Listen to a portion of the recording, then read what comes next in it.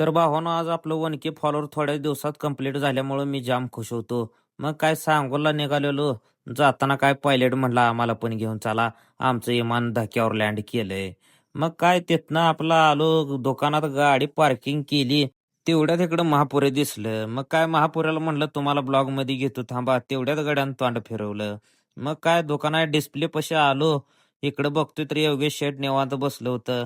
मग काय ह्यांना पण ब्लॉगमध्ये घेतलं. आणि म्हणलं काय चहा पाण्याचं नियोजन काय करूया काय तेवढ्यात इकडे दिलदार मालकाची पूजा चालू होती दुकानाची. मग काय ह्यांना पण ब्लॉगमध्ये घेतलं आणि म्हणलं चहा प्यायचं काहीतरी नियोजन लावूया. मग तेवढ्यात आपलं समाधान पाहुणं आलं. ते म्हणलं चला चहा प्यायला जाऊया. मग मी योगेश भाव समाधान पाहुणं चहा प्यायला निघालो.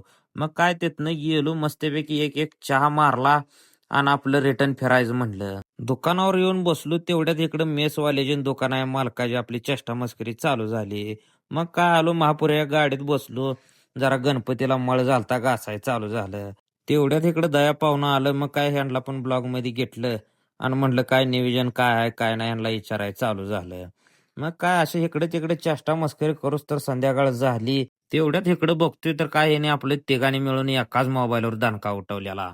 मग काय ह्यांना पण ब्लॉग मध्ये घेतलं निघायला चालू केलं. मग काय पंपावर आलो डेटण्याची मोटरसायकल घेतली आणि म्हणलं घराची वाट धरावं आता. कारण आज गाडी लावली होती दुकानावर. मग काय तिथनं आलो तेवढ्यात आपलं सुमित शेठ आणि तात्यासाहेब गाठ पडलं. मग काय ह्यांना पण ब्लॉगमध्ये घेतलं. तेवढ्यात आपल्या तात्यासाहेबांची नवीन खरेदी जरा तुम्हाला दाखवावं म्हणलं. तर भावानं ब्लॉग कसा वाटला काय कमेंट करून नक्की सांगा.